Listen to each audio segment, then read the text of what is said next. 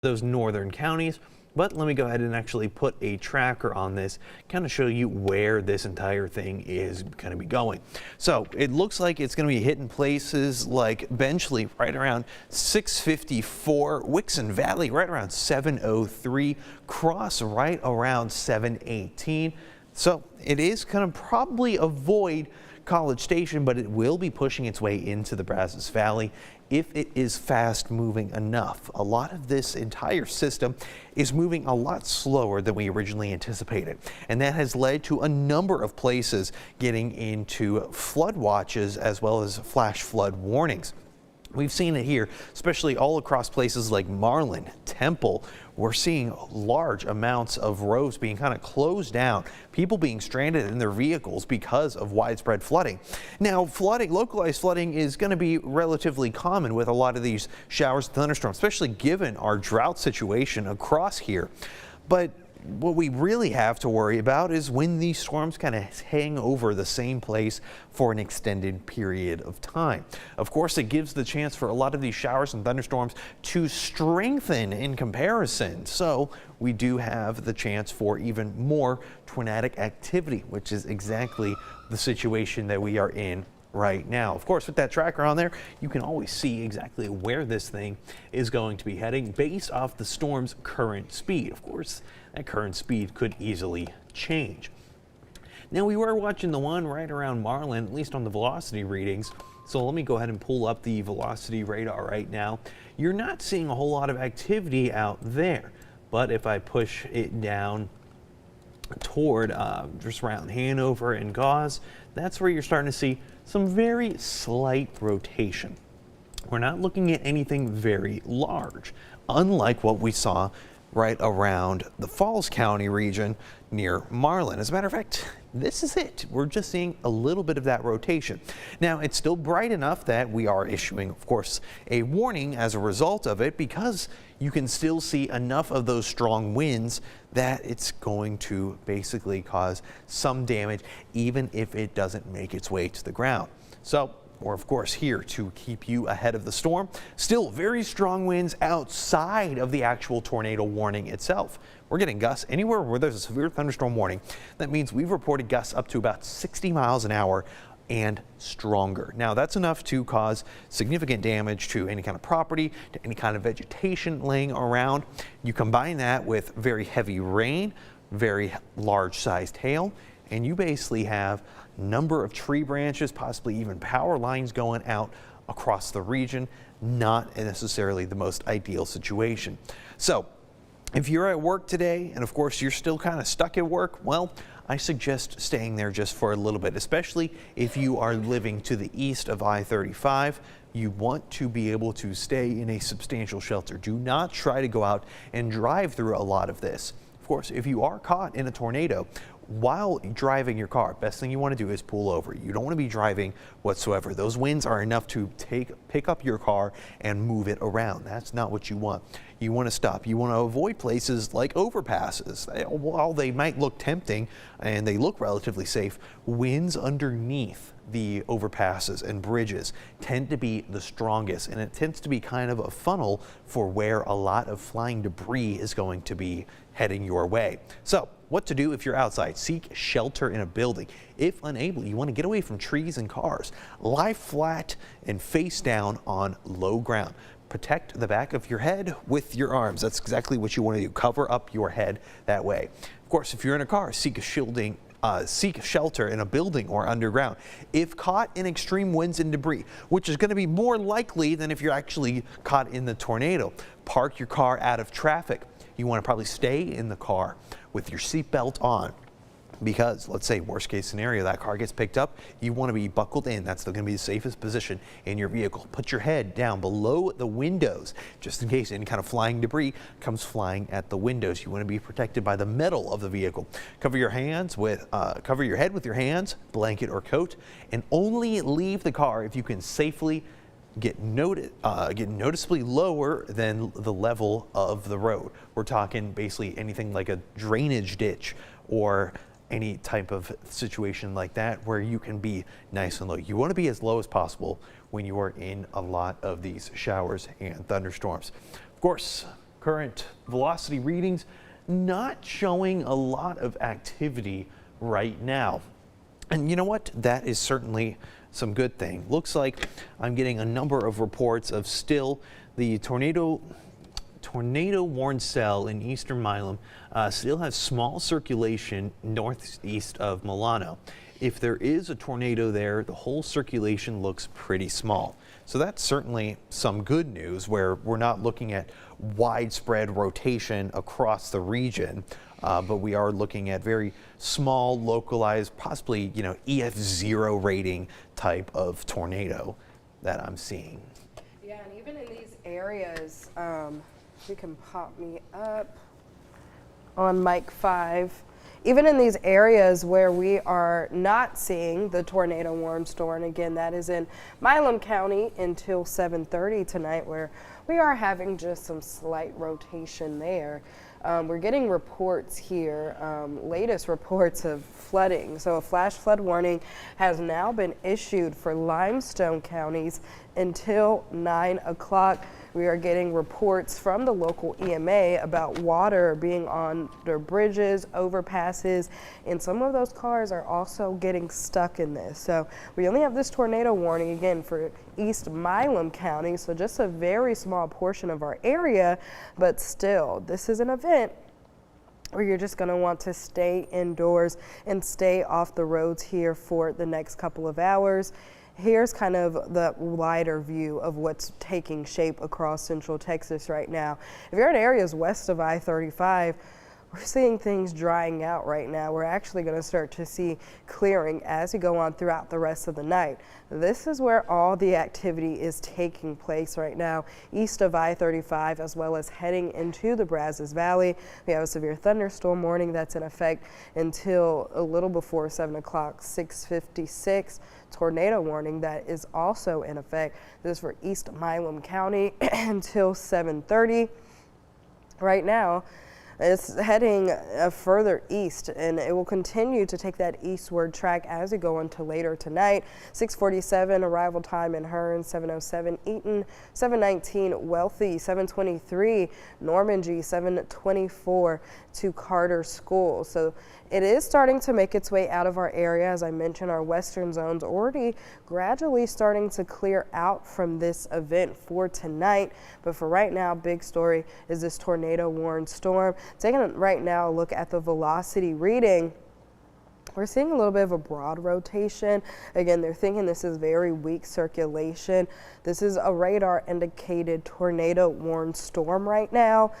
And so they're thinking even if there is a tornado on the ground, the circulation is very weak. That tornado, as a result, would also be very weak. And that's kind of matching up with this velocity reading as it continues to show just that broad rotation. And taking a little bit of a closer look at what I'm looking at, of course, what we're seeing when we take a look at those velocity readings are those red and greens coming together. So there is still a bit, that's why we are in that tornado warning, but not that major as what we were seeing a little bit earlier with that tornado warned storm in Bell Falls County as well as in McLennan County. So here's a little bit of that closer view right now in central Texas. Again, if you hear us repeating ourselves, that just means this is vital information that you guys need to know. We're going to stay on air until this tornado warned storm does expire. And it's continuing to make that eastward track. So timing setting up pretty much right on track for what we were expecting. We're all still under that severe thunderstorm watch for all of central Texas. Our western zones are clearing out. We do have a severe thunderstorm warning as well. Biggest story is that tornado warned storm east of Milam County right now. It is seeing just some broad rotation, so very small circulation with this storm. This is going to continue to make an eastward progression over the next couple of hours. We also have a flash flood warning that is in effect for Milam County, and we've gotten reports for Limestone County, and we've gotten reports already of some cars stuck under bridges, overpasses, and we're still seeing reports as well of hail, high winds. We saw that water rescue just outside of our station a couple of hours ago. So taking a look at if we're getting any new reports with these storms here. I know we have that flash flood warning that just went into effect here just about 5 minutes ago, 9 o'clock for Limestone County. Severe thunderstorm warning in effect for Milam and Robertson, with an inch-size hail being reported. And then, of course, that tornado warning for East Milam County, where we are seeing pretty weak rotation right now, but the circulation is still strong enough to trigger that tornado warning. Yeah, absolutely. And we're still seeing they have actually decided to continue that tornado warning despite very broad and very limited kind of circulation across the region. I'm not actually getting anything. It is a radar indicated tornado, of course, but I'm not getting any significant even hail diameter being reported. But here we go. What I got for you is a severe thunderstorm capable of producing a tornado was located 7 miles southeast of Hearn, moving east at about 15 miles per hour. So it is a very weak moving system right now. And that's, you know what, that's certainly a good thing. And as time goes on, we're going to continue to see this entire system weaken as it continues to push across much of the region. Basically, what I have going on is not a lot, and that's certainly good news, at least when it comes to tornado warnings. But basically, it's enough that we're still going to stay on the air. We're still going to keep you informed. We're not seeing any significant widespread rotation, or at least very defined rotation. Now, they have decided to continue to keep that warning in place until 7:30. So, of course, that is completely up to the National Weather Service. We're still seeing very large amounts of lightning associated around this system. Just sort of to the west, or to the east, excuse me, of Cameron, we're still seeing very large kind of lightning core there, although that's not typically really a thing. I like to focus on the hail core because you typically get a lot of these showers, thunderstorms, a lot of these tornadoes tend to kind of get wrapped around in the center or just a little bit off center of these very strong hail cores, where you get a lot of that wind mixing within the clouds. Now, it's actually just to the north of Calvert. You see that kind of hail core sitting around. We're not getting any very large amounts of hail, but we're still getting very heavy precipitation across the region. That's enough to at least issue a lot of these flash flood warnings that you're seeing pop up around the region. These showers and thunderstorms, they're not really meant to be kind of hanging around the region for a long period of time. As a matter of fact, this system was supposed to move ahead a lot faster than it did, but you know, hey, we get what we are given. So with this entire system, we are going to start to see it weaken a good bit. Of course, it still poses the threat for strong winds, for decent sized hail. The largest amount of hail we're getting reports of is about golf ball to tennis ball sized hail, up to about 2 inches in diameter. That's enough to cause significant damage all across the region. Of course, if the storm has passed, if you're in a place like Waco, Temple, Killeen right now, where you are relatively outside of any significant severe type of weather, then you know what? Feel free to send us your weather photos. Of course, our number 254-777-6000. That is 254-777-6000. Of course, you can also just text the word app, APP, to 254-777-6000, and you get all of our weather alerts. So you get alerted the second we do regarding these entire systems. Now, of course, you can also specialize it to your location. We give you the alerts for wherever you are. Of course, right now, we still have that severe thunderstorm warning in effect for much of Milam County. Excuse me, that is going to stay in effect until about 7:15. The tornado warning is in effect for a little bit longer. Now, of course, a lot of these severe thunderstorm warnings, they will typically extend them outward a little bit. Let me actually go ahead and pop a tracker up on this so we can see exactly kind of where this entire thing is moving. So it looks like what we got is it's moving right toward Curtin right around 7:07, Cross right around 7:18, and Iola right around 7:20, starting to push, just gonna hang north of the Brazos County right there, outside of the region. Of course, once it does push out, We will continue coverage on our stream, but we are also watching kind of this little severe thunderstorm warning just to the north of Shiro right there, and also kind of enclosing in on the I-45 corridor, pushing up toward Madisonville. A lot of these showers and thunderstorms are kind of moving in the general, hey, I'm coming up from the northwest, I'm going to be pushing down to the southeast. We are getting a couple of these little extra little systems coming up, and they're moving directly from the south to the north. So what's up with that? It's the direction of the winds. The winds are really controlling much of our weather, and they normally do across all of central Texas. When we have cold fronts come through, winds come directly from the north, and we typically get much cooler air. And of course, when they come from the south, well, we get a lot of moisture in the atmosphere. We get very humid, kind of sticky conditions. You get a lot of cloud cover. Of course, we also get very warm temperatures as well across much of the region. Yeah, and we're actually still in this tornado warning until 7:30, so we'll continue this coverage right now on our streaming. Again, very weak rotation in this, but still enough to trigger that tornado warning, so we're going to continue to follow it on our streaming app right now, as well as continue to follow the weather situation as we're getting a lot of flash flood reports as well as severe thunderstorm warnings. So we'll take it back to programming right now, and if you want to continue to track this, we will be on our streaming platform tracking this for you hour by hour.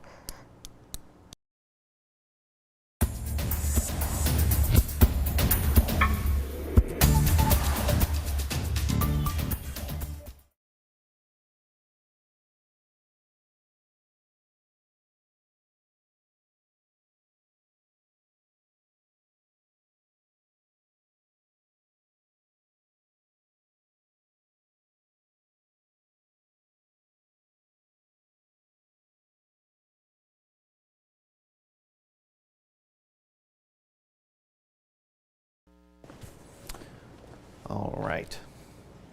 Excellent. Welcome back, everyone. So we're still continuing coverage online regarding this entire system. You can really see on the wide scale picture here exactly what we have going on. It's just a very large scale system. You have the cold front. You can kind of see exactly where it is already passed, where you get nice clear skies. We're talking places like Mineral Wells, Abilene, Brownwood, San Angelo.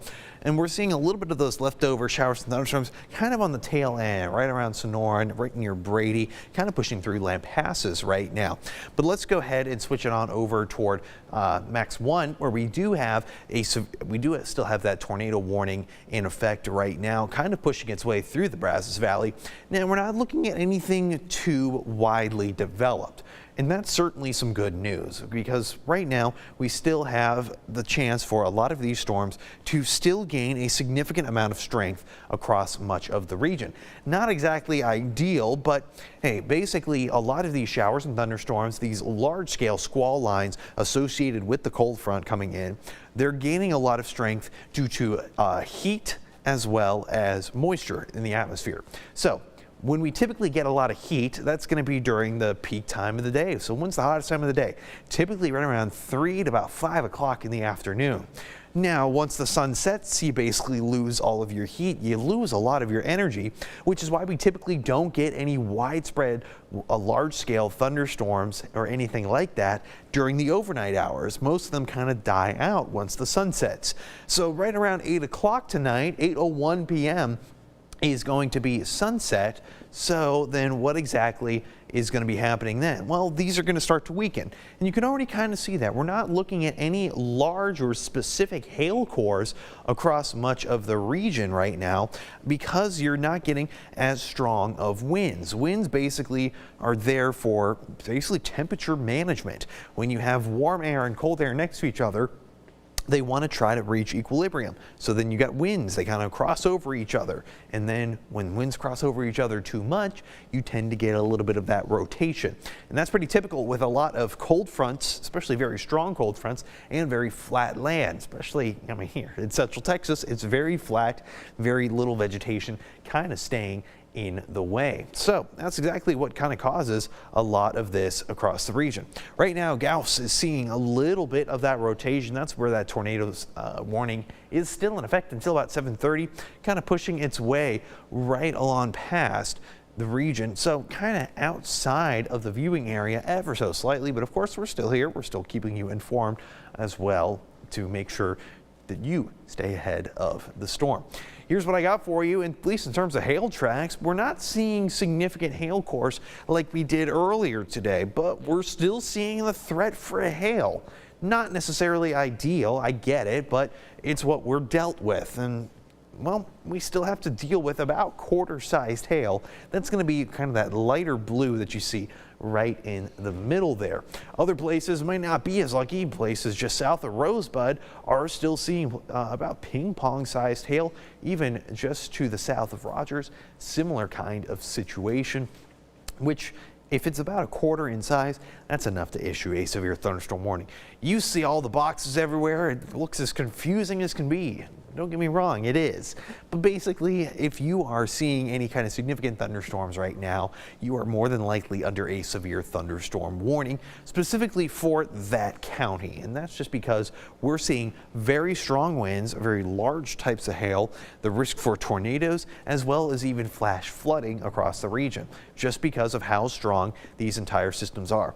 Now, let's go ahead and push on over to the far western side of this entire system. Well, we're still not seeing a whole lot of activity right around Liberty Hill, Georgetown, along I-35. We're still seeing a little bits of hail course here and there, but this is going to be the tail end of that frontal system. We're not seeing anything too widespread or really kind of hanging around the area so much. So that's certainly some good news. We're not seeing any significantly large hail like we were a little bit earlier in the day. Now, much of the region right now, unless that front has passed you, you are under a severe thunderstorm watch. So conditions are favorable for severe weather. And basically, if you're starting to see that right now, most places are under a warning. So severe weather is imminent and it is occurring at your location. So what do you got to do? It's actually pretty simple. What you want to do, get to the lowest level of your home, away from windows. You want to be able to put your shoes on. You want to cover your head. Cover your head, of course, and that's going to be to protect yourself from any type of flying debris. And flying debris can happen well outside of the actual tornado warned system too, mostly because of the fact that a lot of these very strong winds can be within the actual storms themselves. So that also goes for wherever you want to stay inside. Safest place is going to be right in the middle. You want to stay in an interior room, a hallway, stairwell, away from windows on a low floor, because any type of flying debris, even if it's outside of where the tornado warned storm is still going to be dangerous. Now, as these storms continue to push their way through much of the Brazos Valley, biggest threats today are still going to be damaging winds, damaging hail. We do still have that small tornado threat. Of course, there's about 2 tornado warned systems so far. Heavy rain is becoming a bit of a larger threat, and it's mostly because of the fact that this system is moving very slowly, and the amount of rain it's dumping on each region is leading to a number of flash flood warnings across the region. Now, these are still going to push through much of the Brazos Valley, Cameron, Hearn, Franklin, Centerville, College Station. It's going to continue to push through until right around 11 o'clock tonight. It's going to be clear by then. So we start to see a little bit of those leftover showers and thunderstorms by the early parts of our Friday morning. A little bit more in terms of cloud cover kind of hanging around, but then the actual front pushes its way through the region, and we are left with, look, this northerly winds back across the region. So northerly winds, they bring dry air and cool air across the area. That's exactly what we want to see heading into our Friday evening, Saturday morning. Not looking too bad. Then all of a sudden, whoa, a little bit more cloud cover comes up. What's up with that? Easterly winds kind of take over at this point. So we're back down to a little bit more in terms of a little bit higher humidity and even some of those warmer temperatures, a little bit of activity. But how much rainfall are we expecting? You know, a lot of these models tend to overestimate, just to be on the safe side, err on the edge of caution, of course. When it was showing me a few days ago that we're talking about 2 to 3 inches of rain, I've seen that enough times, and I'm like, no, that's not typically going to be the case. Oh, well, actually 2 to 3 inches might be a little bit too low now because of how much rain we are getting from these entire systems. And of course, given our current drought situation, we're basically left to unfortunate flooding scenarios. A lot of the grass can't absorb any of the water that we're all getting all at once, and that leaves us in kind of a tough situation.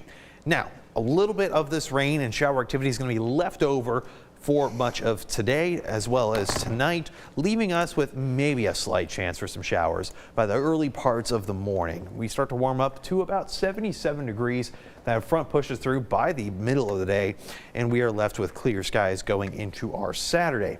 Sunday, Monday, Tuesday, Wednesday, I have some very small scale systems kind of coming through. Little disturbances would be a better way to phrase that. Temperatures actually kind of fall down by then, but you do have the chance for maybe some isolated showers, maybe a little isolated thunderstorm, but that's going to be about it. Nothing big in terms of severe potential with that. Any news or any reports regarding the tornado warning? As far as the tornado warning goes, they are continuing to say that this is just decreasing in intensity over the last couple of minutes. So what we're going to be expecting for the rest of the night mainly is going to be that flash flood threat. The National Weather Service has went ahead and extended a flash flood warning that was issued a little bit earlier this afternoon for Bell, Coryell, Falls, McLennan counties. That's now set to expire at 8:15, so an hour from now. And then we also have that flash flood warning that just came down about a half hour ago in Limestone County. So it does look like these storms are weakening up a bit.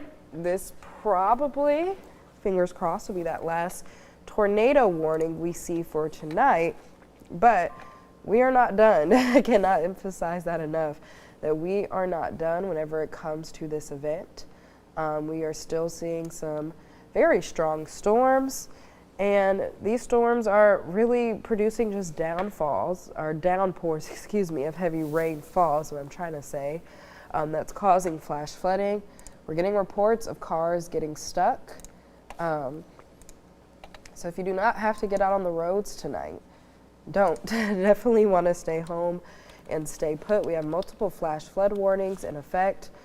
The good news is these tornado warnings it's set to expire at 7:30.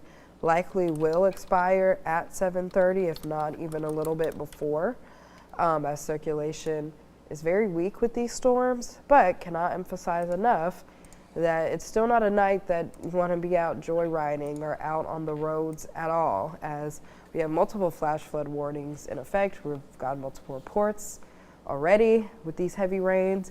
Of course, once we get past the flash flood threat, this rain is going to benefit us in the long haul whenever it comes to the drought situation. But right now, not good news. No, and it's unfortunate too that, it seems like we never get the weather we really need. But it's Central Texas, it's springtime, our weather is constantly changing. It's very drastic across the region. And when you still get a lot of these systems, you know what? That's just what happens. Now, I am checking. We're getting that tornado warning. It's still radar indicated. We're not getting actual reports, but it's enough of a rotation that they're going to keep that warning in effect. As a matter of fact, we're not alone in this. As a matter of fact, I'm still seeing actually a number of places right now kind of pushing closer toward Tyler, Texas. They're still actually seeing a little bit more activity. I got 2 tornado warning systems right out there, so we are going to continue to watch it. Just because, as the night goes on, a lot of these storms, they're going to weaken. That's pretty plain and simple, which is certainly some good news. Now, a lot of the region is still going to be under a drought situation because most of the areas that need the most amount of rain are actually, they're not getting it, and that's unfortunate. Excuse me, we're talking about places like Stephenville, Comanche, Brownwood. The northwestern parts of our viewing area need the rain the most, and they got to miss out on a lot of it. And now that's pretty simple because most of the region is kind of defined by I-35. It's the Valcones fault line. That's what kind of separates basically the dry west desert part of Texas to the kind of marshy, swampy eastern side of the Gulf region of Texas. Now, we still have that tornado warning in effect. Of course, that's going to stay in effect until 7:30 tonight. It looks like that they issued probably a new little update, but that basically just means that they're keeping that warning in effect across much of the region. So we can still see at least a little bit of a hail core kind of defined. You see that kind of like tealish blue color just to the east of Cameron as it begins pushing through. Let's go ahead and put the tracker on this. It looks like it's kind of be approaching places like Cross, Iola, and Bettius right around 7:30. So if you're in those regions, you definitely want to take cover as quickly as possible and stay in shelter at least until the warning has expired. And even when the warning expires, you guys are still going to be under that severe thunderstorm warning. So obviously tornado is going to be a little bit more localized, very centralized in terms of risk factor. Severe thunderstorm warnings are going to be more broad, generalized, where we still have places seeing about quarter-sized hail in diameter based off the radar readings, if not also seeing from some spotters. But we're also seeing the chance for basically strong enough winds up to 60-mile-per-hour gusts or even stronger than that. Here's what I got for you. I'm definitely seeing a little bit more rotation on the velocity just kind of south of Hearn right here. You definitely see a little bit more compact region. That's enough to basically issue that tornado warning. Actually, right now, it kind of looks like it's moved a little bit farther to the south right now, kind of heading toward, looks like Aston right now, as we continue to keep our eye on this entire system. Definitely more of a defined rotation around the region. Now, there is some good news with this. I'm actually not seeing a whole lot of activity surrounding this tornado. So I'm not seeing any bright greens, bright reds, and that means we're not seeing any very extremely strong wind speeds around the tornado. Now, how about hail though? Because hail is one of the biggest threats that we're seeing with this system as it's been pushing its way through our region. Well, I'm getting about those kind of light blues, those kind of like mid blues, and it's going to be nickel to about quarter-sized hail. So enough that, yes, it warrants a severe thunderstorm warning. But beyond that, we're still looking at most of the area seeing about pea-sized hail. You know, enough that, you know, anything very delicate outside will be, you know, impacted by it. But, you know, if you remember, there's a reason we often say take inventory of your patio furniture, especially with a lot of these extremely strong winds.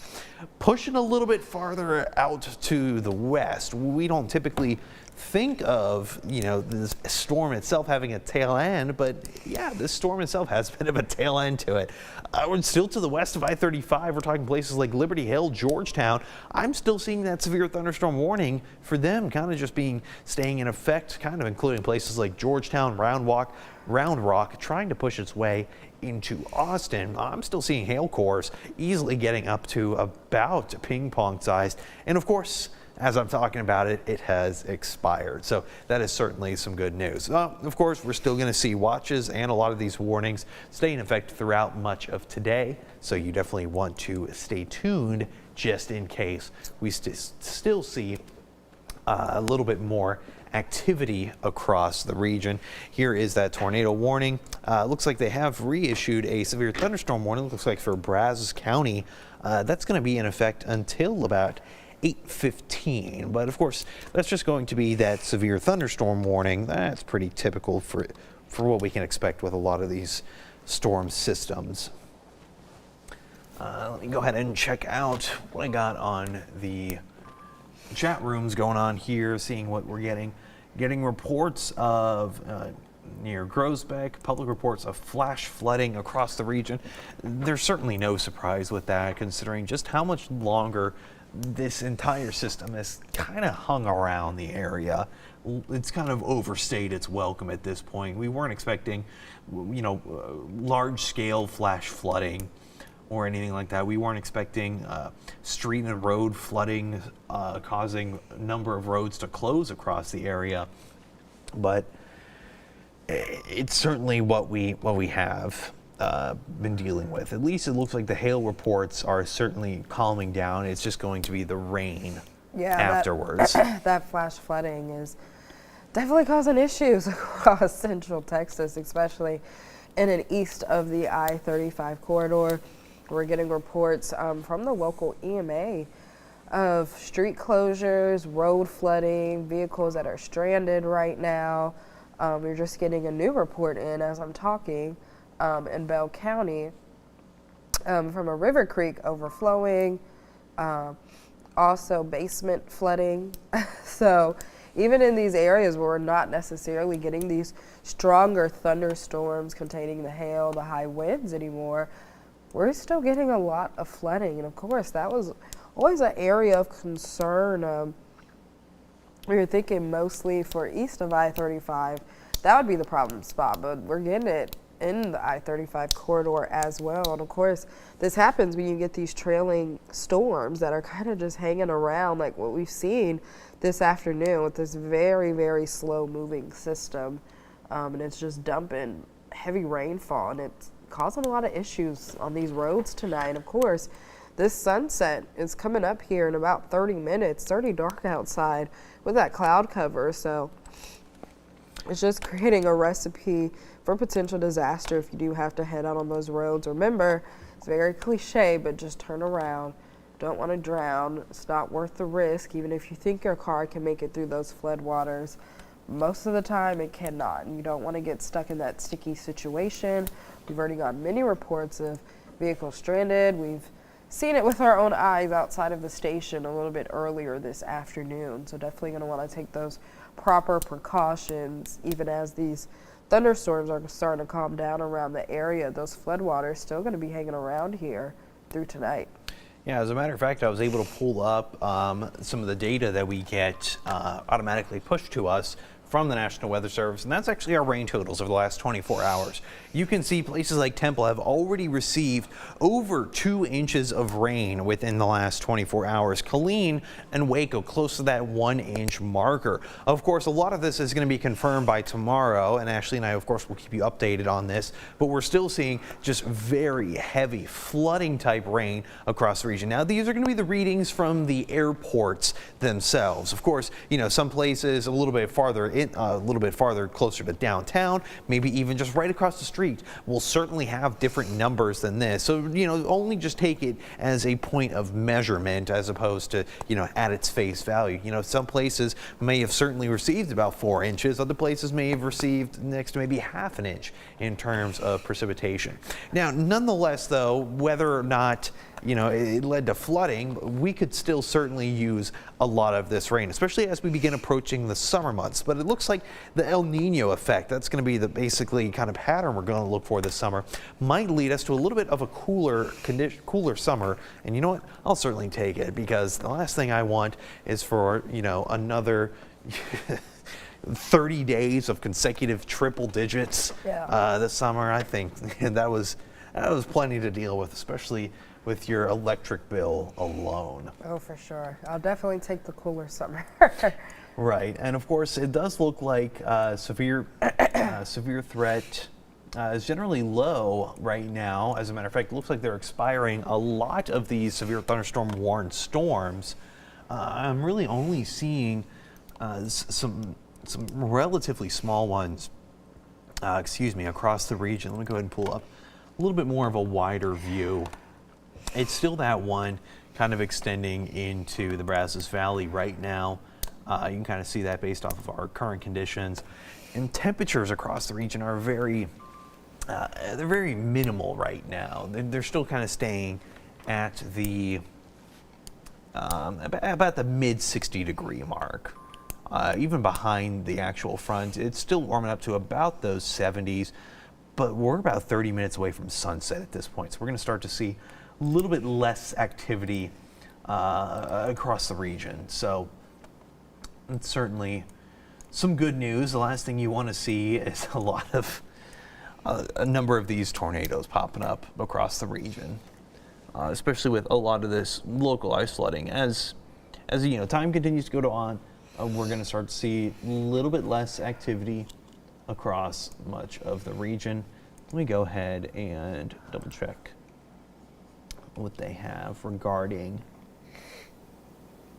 looks like, no, this was actually a different tornado warning system. Milam Robertson. They have now extended that tornado warning in Milam and Robertson until about 8:15, due to probably more centralized rotation based off of the velocity reading. But I know meteorologist Ashley Carter, she has been excellent help throughout the day today. And you have to come in early tomorrow, so if you want to head out for the evening, feel free to do so. I will continue to keep people online, on air, to keep them ahead of the storm. I'm having trouble pulling up my velocity reading here. It's struggling to find something. Here we go. Yeah, that's definitely a little bit more of a defined rotation just to the north of Aston. Kind of looks like it's moving a little bit farther to the south right now. Kind of heading a little bit more toward College Station as well as Bryan. As a matter of fact, here, I got the map pulled up right now. We're looking at places like Mumford hitting within the next couple of minutes. Aston right around 7:29. Texas A&M around 7:40. So I guarantee if you have any friends, family, anything like that, they might have gotten already some alerts kind of on their phone. Notice though that the actual warning has not extended into the Brazos County right now. But of course, if this warning still stays in effect and the storm actually begins moving in that direction, yes, that is certainly going to be an issue. Of course, it's also heading toward Bryan as well as right around 7:43, College Station around 7:47. But this entire thing is relatively slow moving. We're not looking at anything too widespread across much of the region. So we're going to continue to keep you informed online, on air, on social media. Of course, that's exactly what we do. We keep you ahead of the storm, keep you informed. And you know what? If you're still sitting here watching a stream, hey, you know what? Congratulations. Because you know what? If you are outside of this region, we're talking more so around Waco, Temple, Killeen area, or even west of I-35. Hey, if you have any kind of videos, pictures, maybe of like the hail that actually came down, maybe hold it in your hand, hold it up to a ruler so we can kind of measure it. We'd love to have you guys send that in. What you got to do, you just text us 254-777-6000. Just text us 254-777-6000. You can text the word weather or of course the word app. Get your push alerts so that way you are always informed at the same time we are. And that's exactly what we want to what we want to see across much of the region. A lot of the hail associated with this is actually beginning to calm down a good bit. You know what? I am certainly glad that that is the case. We all don't want to deal with a lot of this hail as it comes through the region, but it's what we have to deal with right now. That tornado warning is still staying in effect for right now. Looks like we're still looking at nothing too widespread in terms of reports across much of the region. As a matter of fact, I'm still just seeing that tornado warning and then just a couple of severe thunderstorm warnings kind of ahead into the Brazos County as this entire system begins moving a little bit farther down toward the southeast.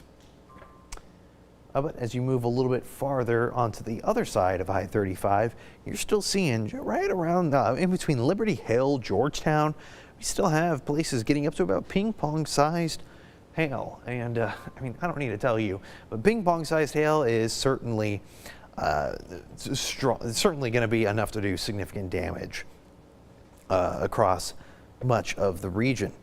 Now, we're still going to continue to stay on and help you out.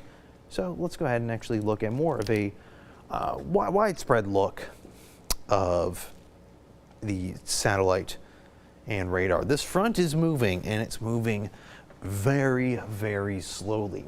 It's actually kind of made almost an elbow shape based off this map here. So this is showing basically over the last 6 hours kind of what kind of shape this front has kind of moved into.